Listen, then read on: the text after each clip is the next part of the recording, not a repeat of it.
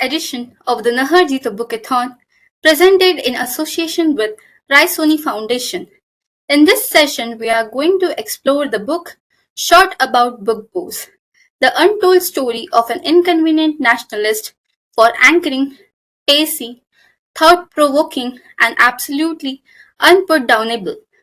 Bose, the untold story of an inconvenient nationalist, will open a windows to many untold and unknown stories of Netaji Subhash Chandra Bose, probably the first critical biography of Netaji Subhash Chandra Bose till date.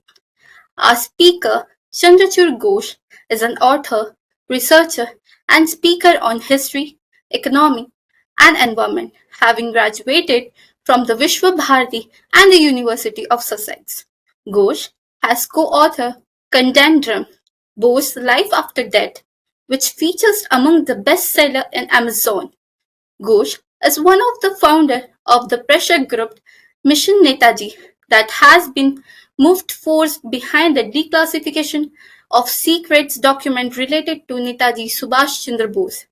His activism led to the declassification of over 1,000 pages in 2010. Our mentor, Manish Divakar Nair, is a soft skill trainer with an experience span over 25 years. He is a passionate researcher and felicitator of his work in employability, which has helped him to write a book to be published soon by the name The Golden Book of Employability. Besides this, he has been training corporate brands like Birla, Godrej, LIC, etc. He is also into voiceover and MOC for many corporates. Recently, he was awarded LinkedIn Voice in 7 different categories. Now I would like to hand over the session to our moderator. We welcome you, sir. Thank you. It's my pleasure. Sir, to begin with, let's start with a simple question. Why Subhash Chandra Bose? The answer is not too difficult. India is a land of heroes and great characters. But if we look at the uh, most significant part in the modern history, in India's modern history, then we automatically tend to focus on the freedom struggle. And in freedom struggle, of course, there were a lot of great people involved and great freedom fighters who did a lot, sacrificed their entire careers, lives, and did everything for the country. But here was one man who did something out of the ordinary, out of uh, the the general trend. He went out of his way. Now, why Subhash Chandra Bose? Firstly, as you introduced my other book, Conundrum, we focused, me and my friend Anuj Dhar, we focused on solving this, which we call India's biggest secret, India's best kept secret. What happened to Subhash Chandra Bose? Because officially he died in a plane crash in 1945, but then we discovered, obviously, a lot of people had been saying before us the same thing. But for the first time, we accessed official records. We got them declassified. Hundreds of thousands of records had been kept secret, which got out in the public domain. And on the basis of that, we demonstrated that the story of his death in a plane crash was a fake story. It was a smokescreen which was created to help him escape the Southeast Asia. So we discovered that hundreds of thousands of these secret documents had been kept. These documents relating to Subhash Bose and his disappearance had been kept secret for over 60, 70 years. So we got them declassified. Declassification means changing the nomenclature of those documents from being top secret, secret, all those things to uh, being a public document. So we got hundreds, thousands of documents declassified over a period of 10, 12 years. And then got the full story as to what happened. And that is what that book covers, the conundrum covers. Now, this was a great mystery, and it was a detective story rather to resolve the mystery. But while working on the death mystery or disappearance mystery, I realized that even his life was no less a mystery. Because surprisingly, it will surprise a lot of people to know that hundreds of files regarding Subhash Bose had, even regarding his life and political career, had been kept secret for many, many years. To give one example, uh, the government files related to the Indian National Army, which was created by Netaji in Southeast Asia, which he took charge of. It was created before he reached there, but he took charge of and turned it into a fighting force. Those files, nearly 1,000 files related to the INA, were published for the first time in 1997, that is 50 years after independence. My God. So, and similarly, all there are many many files which are scattered in other countries, in UK, in the US, in Australia, in Japan, in China, in Vietnam. There are hundreds of files strewn all over the world. So we started collating all the material, and the story of his life began emerging in a very different light than the standard narrative that had been built. Which I mean, his biographies were used to be like standard biographies. You ask any Right. student in our country, what do you know about Subhash? They will probably be able to tell you that he was a great freedom fighter. He became Congress president and then went out of India and set up an army in Germany, in Europe, and then in Southeast Asia and fought against the British. And that's all probably they will be able to tell you. And because that is the way the story has been written so far, that he was against the non-violent principles of Gandhiji, and he took a different path. But that is only the surface. That is only the surface. The more we dug into the documents, the more I tried to learn more and more. I was fascinated that there is so much unexplored material uh, about him across the world, that a complete re-evaluation and reassessment is absolutely essential. And it, all this information, when put together, showed him in a light where he stood taller than most of his contemporaries, without any disrespect to anybody. Everybody had a role to play, everybody had a great contribution. But here was a man who stood taller than probably everybody around his time. And he was a man who could see the future.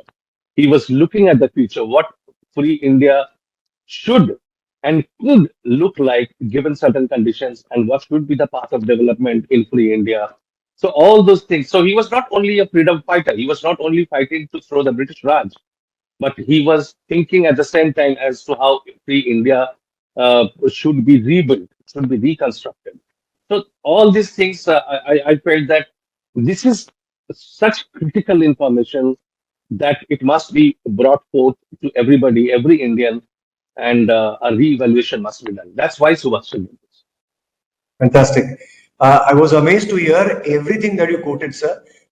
You are a classical combination of, independent researcher, author, commentator on history and politics and economics and environment. So, not many would be of your stature or profile.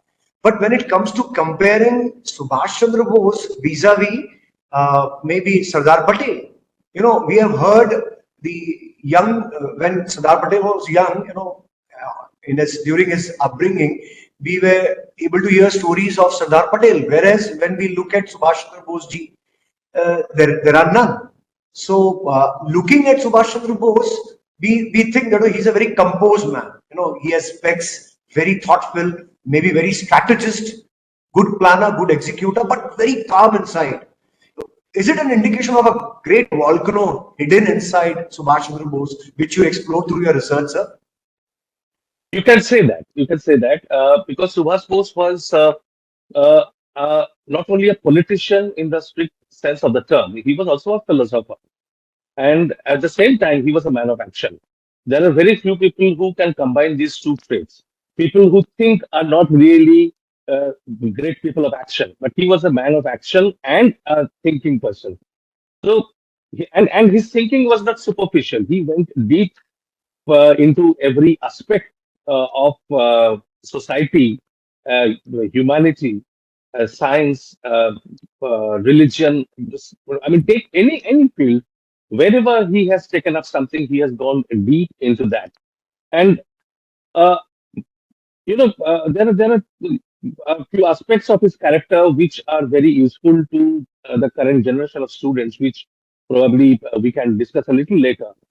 But yes, I mean, he set a goal very early in life. He was very inspired by Swami Vivekananda, Ramakrishna Paramhans. As much, I mean, so much so that he ran away from his house in his teens to become a sannyasi. So, with one of his friends, he went to the Himalayas, to the North Indian hill cities, towns, the sacred pilgrimage cities, towns, and mars and ashrams, and kept searching for a guru. But he could not find anyone who could inspire him to that extent. And finally, he was convinced by Swami Brahmananda, who was a direct disciple of Ramakrishna Paramhans, to go back to house because he was told that this is not your time to become a sannyasi. There is a lot of work to be done. So you build yourself up, make yourself capable, serve the country. That is where your area of action is. Your life is not for taking sannyas or giving up action. So you have to get into the life of action. So he was convinced by him and sent back home by Swami Brahmananda. But that is and as a student he would go out for social work, not in the terms, not in the sense which the current generation students are made to do by the schools as a part of their curriculum, but real social work where he would form a group, a team with his friends, and go out and serve patients. And those were the times of real big epidemics where people used to die without any treatment, without any care. So he would go out and serve those people, take care of them, nurse them, and would go to places where even trained professionals would not dare to go. So, and then when he was born in Cuttack, and after completing his school, he came to Calcutta to get admitted in the Presidency College, and his rebelliousness was apparent, was evident from his childhood.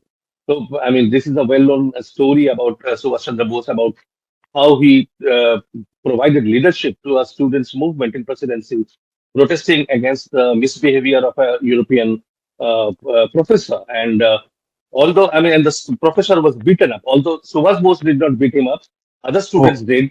But as a okay. student leader, as a leader of the movement, he took the entire responsibility and was rusticated.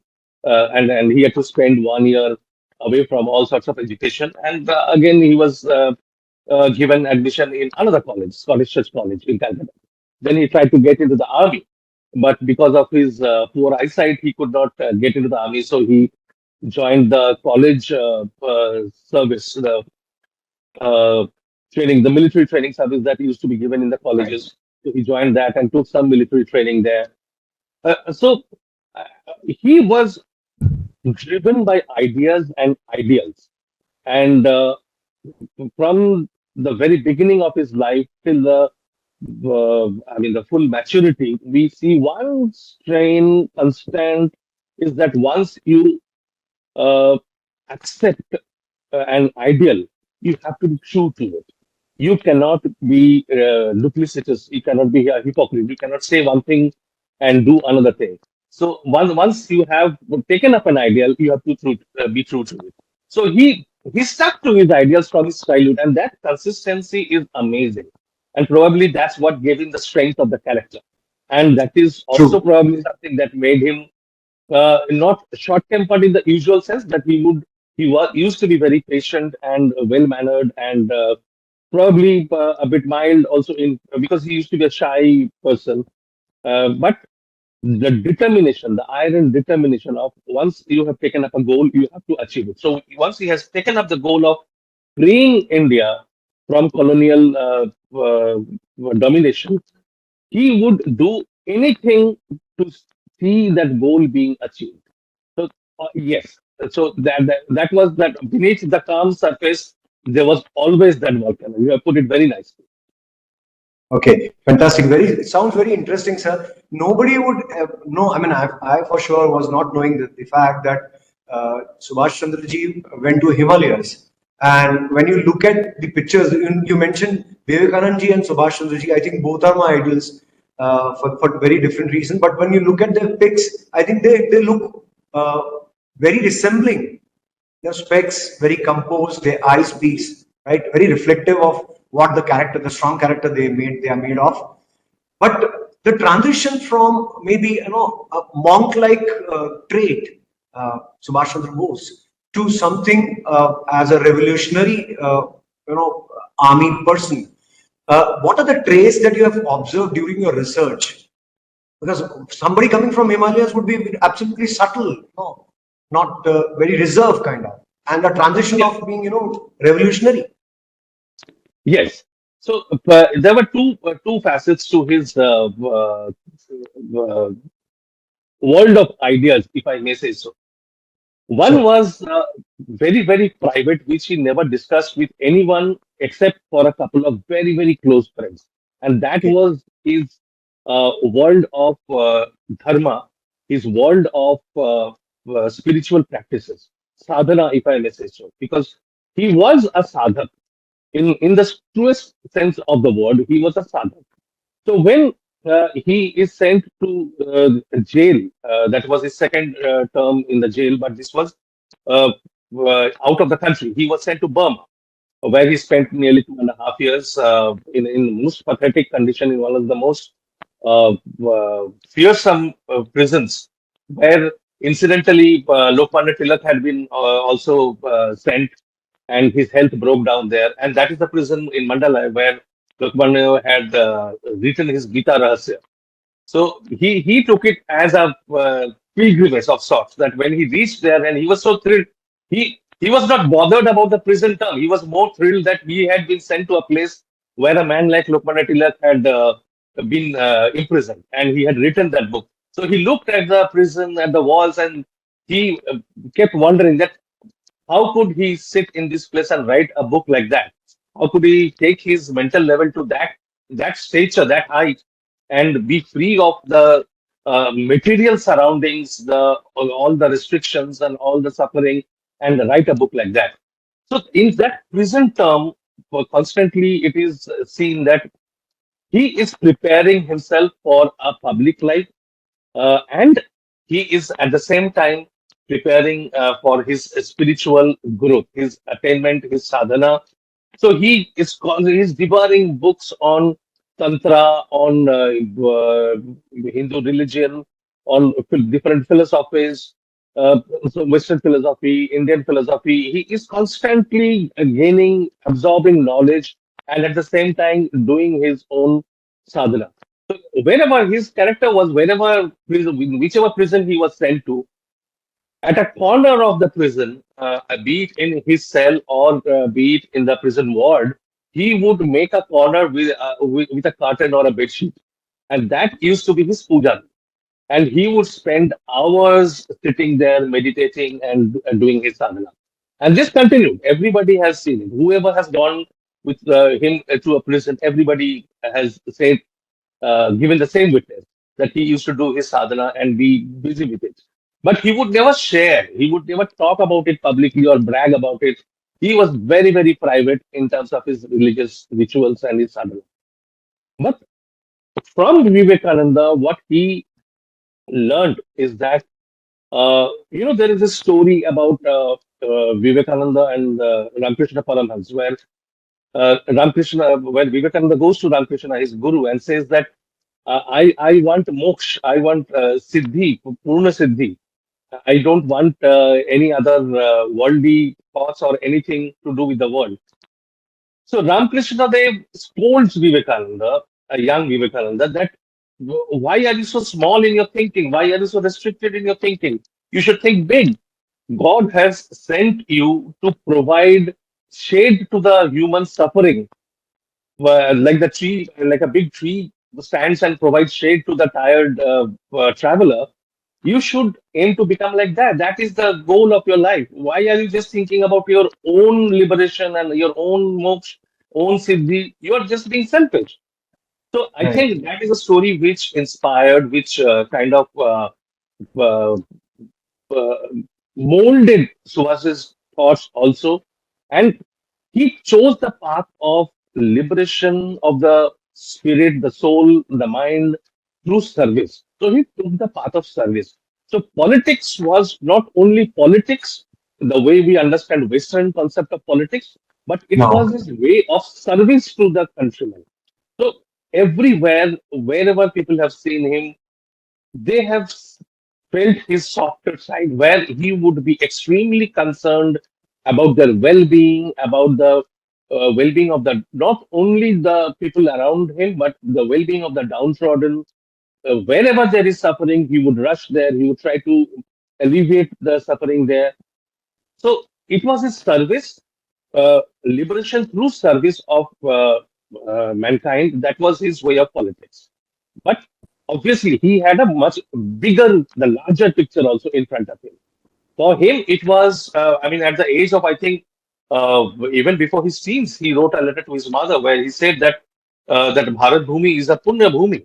It is a land blessed by the gods. So if that land is under foreign domination, if we don't have freedom, then what is life worth? So that set him on the path of liberating the country. That the old India, India of the 1,000 years, used to always say that India is alive. I mean, we think the same way, we look at the world the same way. Even what used to, I mean, our ancestors, thousands and 2,000 years years ago, the way they used to think and live, there is a continuity. There is that heritage, that legacy. He would never give up. So even if so, that's probably one reason why, politically speaking, why he uh, was close to the ideas of socialism, and he would like certain tenets of communism, fascism. He wanted a synthesis with the Indian values. So his thing was that no single ism can serve India politically. We have to synthesize. We have to create a synthesis of these political beliefs, schools of thought, with our traditional Indian values, and that is what he gave the name Samyavad. So there would be equality in the society, equality amongst mankind, and there would be a synthesis of different schools of thought. So that was his way of approaching politics.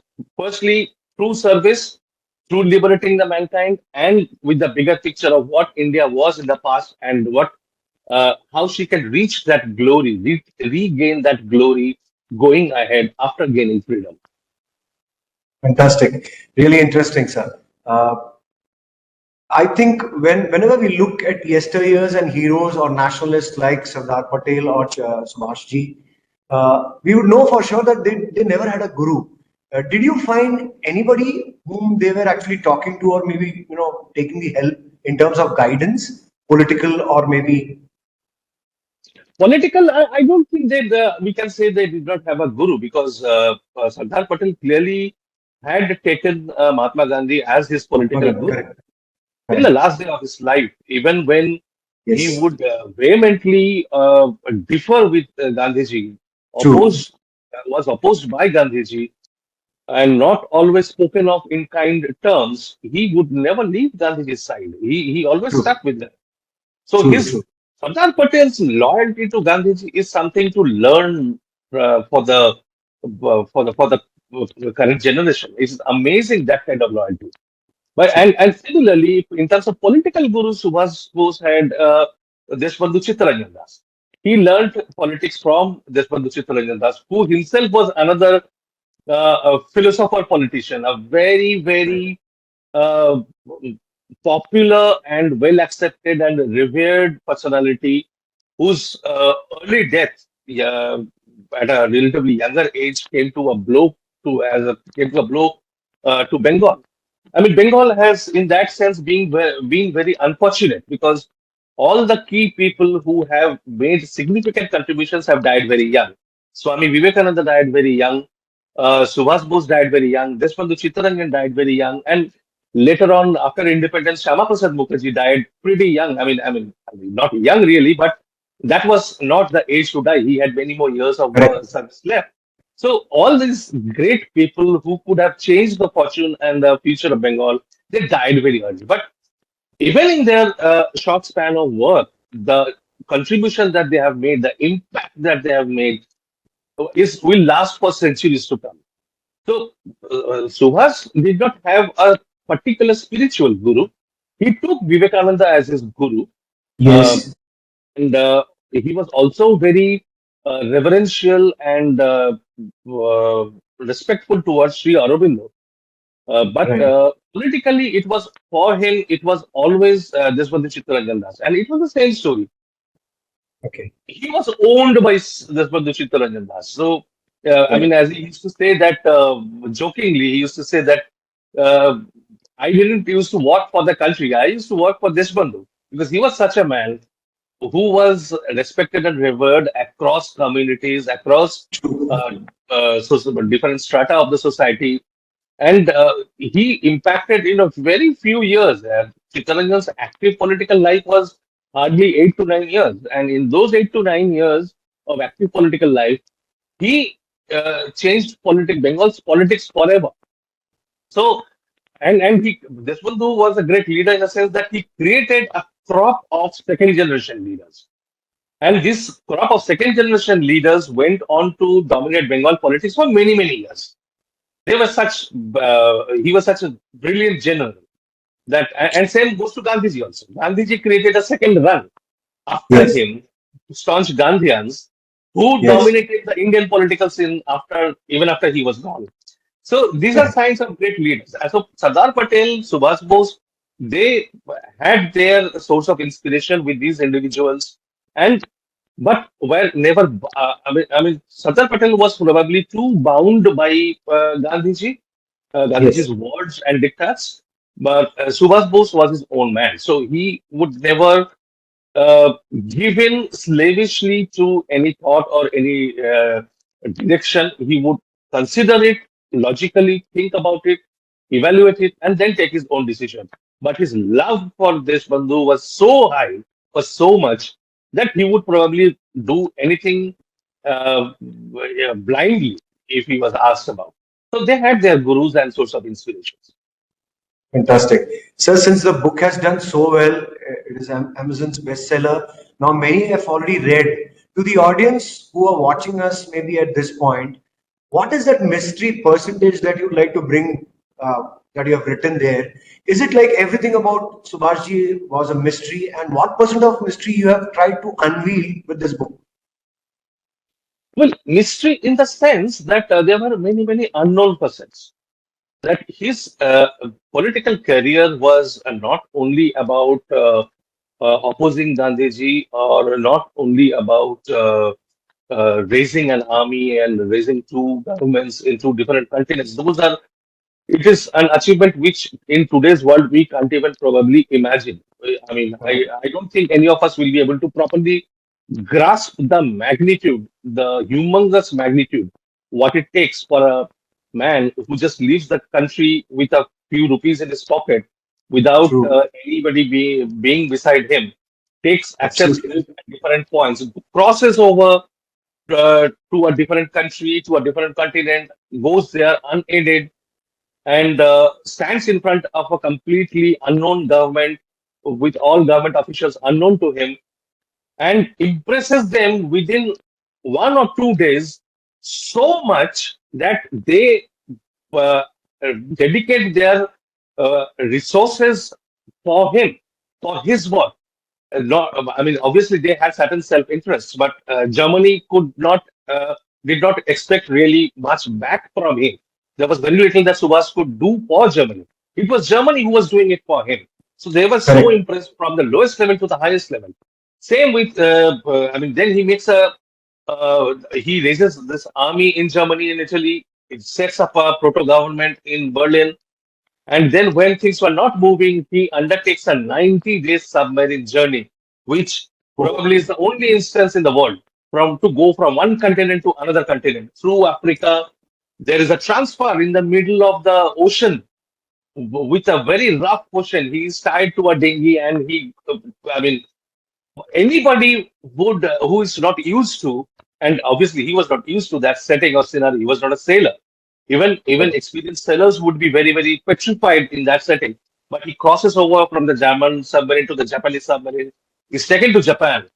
There he meets the top brass, the prime minister, and prime minister was initially, because of his previous experience with Indians, was not very good. He refused to meet Tojo. Prime Minister Tojo refused to meet Suhas for a few days. But then there was his other ministers insisted, and then he gave in. He said that I will probably give him half an hour or 15 minutes. I'll just see him, talk to him, but I don't want to get involved because he had a very bitter experience with the Indian movement in Japan.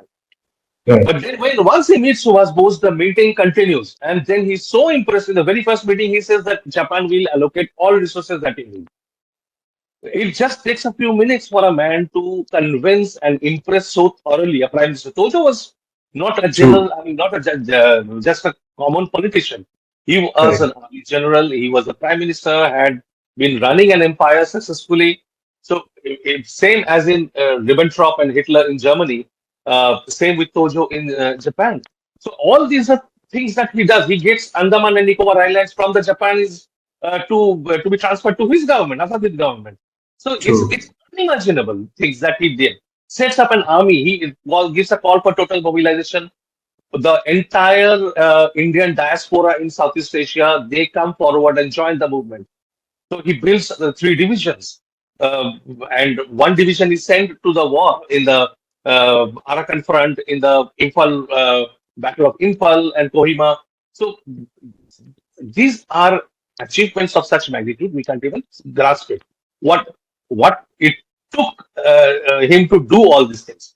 But apart from them, those are known things. But apart from that, what we see is that his mental world, how he develops, how he was constantly tracked by the British government at every instance.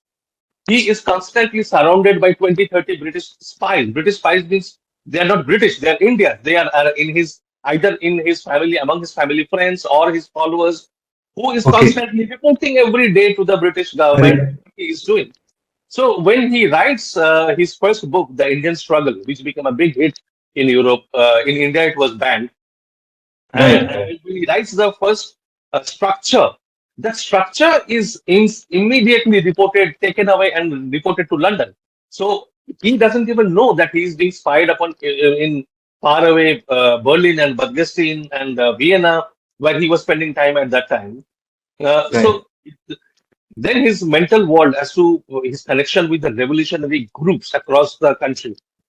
In Bengal, obviously, there were his connections. People knew about his connections, but not to the extent that the depth to which those connections went. To his interactions with those revolutionaries, how he inspired them, how he tried to show them a different picture. He was very respectful and loving towards the young revolutionaries because of the single reason that these were people who could sacrifice their lives for the country. And those such people are rare. But regarding their methodology, he tried to tell them that, see, revolution cannot be brought by half a pistol and two bombs. So you can kill Right. a few people here and there, but that is Right. not going to give you freedom, or that is not going to give you a Correct. revolution. So what we need Correct. to do is to strengthen our network, create a very strong and largely secret organization. There will be a public face to it, but that organization is the only thing that can create an upheaval and throw the British out. And that is what I saw in the British secret reports, that they were worried the way he was infiltrating. I won't say infiltrating, but the way he was inspiring the student and the youth communities and bringing them into his fold. That is something which really bothered the British rulers. And all these were being reported regularly by the Bengal governor to the viceroy. We see the viceroy holding a meeting, discussing the revolutionaries, and they're discussing how Subhas Bose is helping them in different places. Before that, it was Chittaranjan, how he was helping the revolutionaries. So his network with revolutions in Punjab, in United Provinces, in Maharashtra, towards the south, he came much later. But he had spread his network all across the country. So that's why when he left country in 1941, the entire chain of this revolutionary network helped him from Bengal till Afghanistan.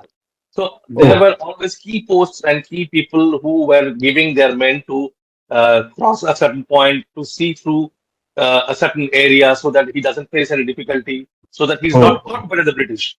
So right, it's amazing stuff. And then about his spiritual thing, about his spiritual world, how he right. looked, because he has been projected. There has been a lot of misconception which has been generated over the Ah, decades about his political ideology, about his thought correct, process. correct. So all these things needed to be broken down and rebuilt in light of the new information. Okay, fantastic. Now, it's absolutely selfless conviction, great amount of conviction shown. But there are two personalities, two different school of thought. One is Gandhiji, truth and non-violence, and the other one, Subhashji, who says more of rational and action, man of action. We can endlessly talk about the difference of opinion or two school of thoughts never coming together. Was there any finding in your research that they did come together for any cause? They always came together for liberating the motherland, for freeing the motherland. Right, agenda, correct. And Common agenda. that goal, there was no difference. Right, But in terms of the path to be adopted, there were very, very strict differences. correct. And obviously, Subhash Bose was not a violent man. It's not that he just because he differed with Gandhiji on non-violence, he was a violent. He was not a violent man. No, But as a strategic thinker, as a general, he could see the need for armed resurrection, for, for the British Raj to be challenged from inside the country, right, uh, armed revolutionaries in a large scale, in an organized manner. And right, that's what he addressed a couple of speeches, his radio broadcasts from right, Southeast Asia to Gandhiji, where he right, explained his differences and why he thought Gandhiji's mode of political action will not work, that will right, not make the British leave the country. And he was proven right because, I mean, Gandhiji's uh, I don't want to critique too much about it, but Gandhiji's way of non-violent action was much of a personal philosophy. So, and it right, damaged, it got mixed with the personal, got mixed with the public domain. The two clashed and created an impact which was putting a break into the national movement. So, right, in the particularly, we see this phase in 1939 and 1940 when Subhas Bose has a huge fight with the Gandhian High Command in Congress, and right, he resigns as the Congress president. First, he fights for the Congress presidency and wins the election. And that is correct, the first time in Indian history where, in a direct electoral contest, a democratic contest, one person is able to defeat Gandhiji's candidate, who was, I mean, he was, Pattavi Sitaramaya was Gandhiji's image. So, and right, Gandhiji was honest enough to admit that Pattavi's right, defeat is my defeat. So, for the first time, someone defeated Gandhiji with his stature, with his ideas, and with his political views and worldview. true, So that came as a big blow to Gandhiji, but Gandhiji did not change his way of thinking. And what happened as a result is when Subhas Bose constantly kept requesting him to start another civil disobedience movement after the world war started, right, Gandhiji was unwilling to go against the British. all right, So Subhas Bose thought differently. He said the British are not our friends. They have right, dominated over us for the last 2 centuries. They have uh, drained our country of all its wealth. They have true, impoverished our country. They have looted our country and have tortured our people, killed our people in hundreds and thousands. We this is a time which we need to exploit to throw them out of the country, and that's why. And although he wanted to do it from within the country, He saw that it was not possible from within the country because the British administrative machinery, their spy machine was very, very strong. So it was not possible. So he left the country. He went outside and raised the armies. And that's what he explained. But non-violence as a principle for a country, as a nation, as a political theory, he saw its futility. And that is why he was very, very categorical in his statement that if Free India adopts, and these are his written words, handwritten words, if Right. Free India adopts the path of Gandhi or adopts Gandhiism, it Right. will land in a ditch. So if you see, I mean, the that's what actually happened until 1962 when the Chinese aggression made us realize that Right. we need to build our own strength, and from then the trajectory has been different. So although I mean it's a kind of contradiction, but although we almost worship Gandhiji in every format, every place, everywhere, I Right. don't think that India as a country, as a society, as a nation follows Right. Gandhiji's path. They follow Subhash Bose's path in terms Correct. of planning, scientific planning, big industries, employment generation, revamping agriculture, True. and all these things. But for a show kind of thing, the worship is of Mahatma Gandhi. So I mean, it's a dichotomy that we have to live with. It's a modern dichotomy, and True. but the difference was real. And although Subhas had great respect for Gandhiji, which because he felt that Gandhiji did a monumental service to India's political reawakening when he Right. took charge of Congress in the 1919 from 1919 to 1929, 1930. What he did was Right. monumental. I mean, it's impossible for one man to achieve that kind of political True. reawakening and True. organization, bringing people into the fold of politics, awakening their political consciousness. So, from that perspective, Subhash Bose had all the respect for Gandhi, and he never tired of praising Gandhi for that. But ideologically, for the use of non-violence in society, in political action, in rebuilding, that he had absolute disagreement with and criticized Gandhi in the severest terms. Fantastic. Sir, I mean, just hypothetically, I don't know, but this encourages me to ask you one question. Too significant and too late. That is what I see of Subhash Chandra Bose ji, because 1942, the real action started. It was very significant in terms of mobilizing people, but too late. Now, the question is very simple, sir. Do you think if we had thousands of Subhash Chandra Bose, we would have not suffered the British Raj? And probably maybe Well, not 200 years. I think it's a kind of destiny's play that we can never have thousands of Subhash Chandra Bose. That's true. That's the reason I asked In an hypothetically. age, But still, in an yuga, we can have only one Subhash Chandra Bose. So right, I mean, like it is like saying whether we can have hundreds of Krishnas. We cannot have hundreds of Krishnas. We have Krishna at a stage where something specific is required to right. provide guidance, and so it's I'm not comparing, by the way, but because that might offend a lot of people. I am not comparing, but I'm saying that that kind of Yeah, person who absolutely. stands tall and inspires and provides guidance and leadership and shows the path ahead, you don't get them in hordes.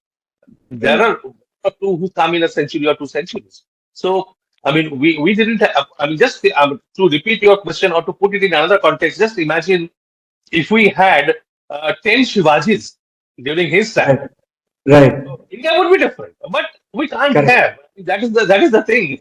That is how history moves. We only had one heroes, all the eras. Perhaps my question, if you permit me to rephrase, Yeah. it would be like 100 Subhash Chandra Bose vis-a-vis 100 Gandhi, and much before, like maybe when the British arrived. It is not to do with 200 years. I think they arrived much before. Yes. I mean, see, Gandhiji was a very dedicated soldier of the British Empire until Jallianwala Bagh. Ah, So he had no quarrel with the British Empire or the British rule until true. Jallianwala. True. But and Gandhiji was almost of Subhash Bose's father's age, very close to Subhash Bose's Correct. father's age. Correct. So the age gap was very, very big there. So the way of Right. thinking, the their roots, the place and the environment from which Gandhiji came, the Yes. thoughts and the surroundings which shaped his thoughts, his way of looking at the world were very different from the cosmopolitan and the Renaissance Bengal, which molded Subhash Bose's way of looking at the world. So their Right. worldviews were very, very different, as it is. Their personalities were very, very different.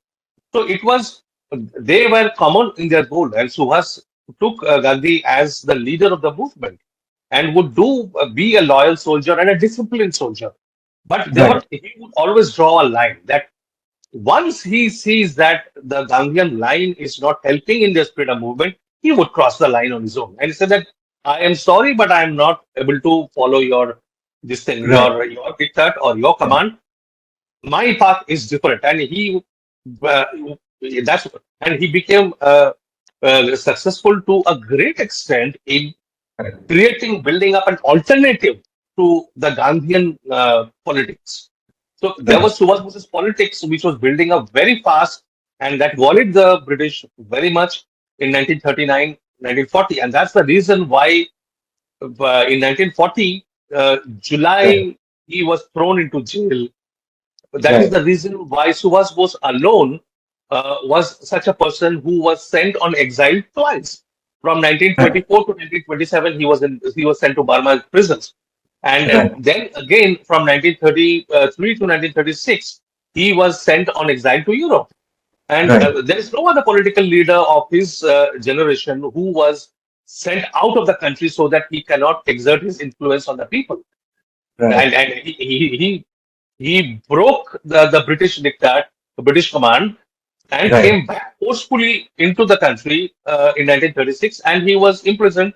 And then it was only 1937 that he could come back into active politics towards the Right. very end of 1937. So 33, so for 3 years, 24 to 27, he was out of Indian politics. 33 Right. to 37, 4 years, he was out of Indian politics. And Right. his political years, he got into politics in 1921. So 21 to 1945, those are just 24 years. Take out of 24 years, take out these 7 years, 17 years. Right. So that's not a very long period compared with the Correct. number of years that the Correct. other leaders had got in India. Absolutely. Rational. Absolutely. Sir, well, I mean, since we are approaching time, closure time, with a very heavy heart, in fact, I would like to ask you one question. There is this pressure group that you have tried sensitizing people. What are the lessons? I mean, key lessons you would like to drop as your, maybe takeaway from this particular snippet. The last question. Yeah, last question. That's a good question, and that's the lesson is also something that I learned from Subhash Bose's life. First is Okay. that set a goal which is big enough, which for me was to get the documents out of the government's lock and key. Uh, and then the two characteristics which I told you in the beginning that maybe I will touch upon this a little, expand a little on this on Subhash Bose's characteristics. He used to set a goal, and then two things he used to do always to reach that goal. First is preparedness. He would draw the roadmap to that goal. And not only one roadmap, not only one plan, he would have backup plans. So plan A, plan B, plan C. If required, even plan D. So he would be prepared with the plans. But he was also a realistic man enough to know that plans never work the way you see them. They will always go wrong somewhere you least expect it or where you expect it. They will go wrong. So Right. you have to have something to fall back on. But Right. equally important, that was his second characteristic trait, which is amazing.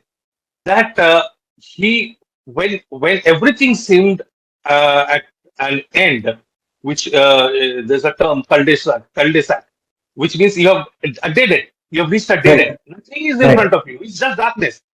We find repeatedly, not once or twice, but repeatedly in his life, he is facing that dead end and reinventing himself.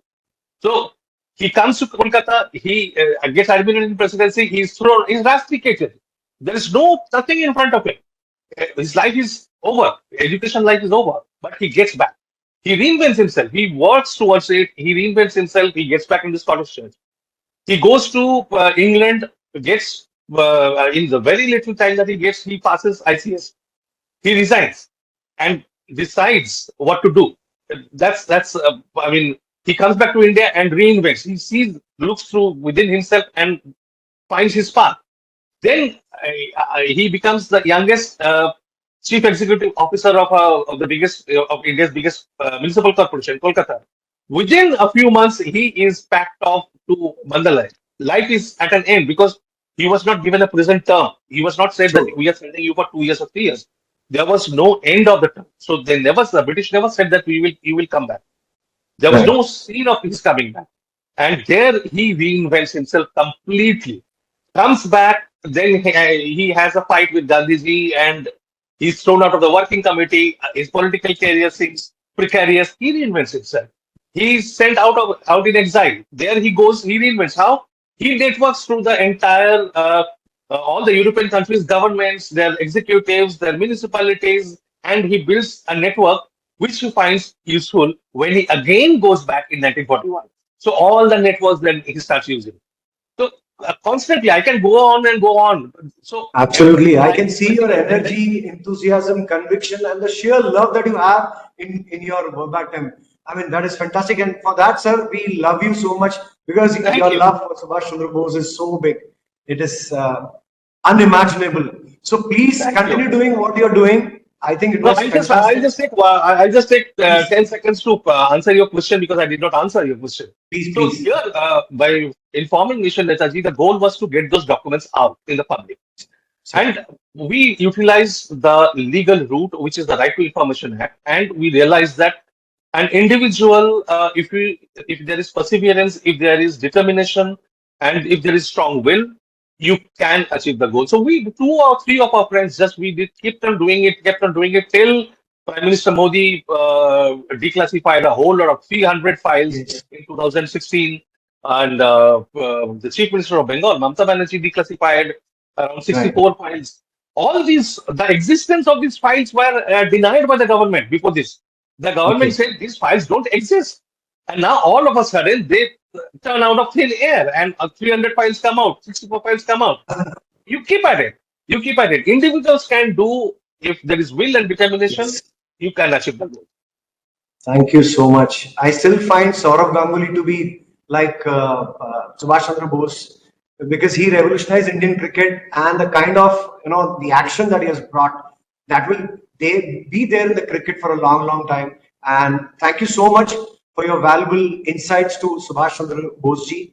I wish that we meet and discuss so many things I hope still so. unanswered and not questioned here, but certainly looking forward. Thank you so much for your valuable Thank time, you. sir. Thank you. I Happy to am be here. honored, blessed to be with you and discuss Subhash ji today. Thank you. Thank you. My pleasure.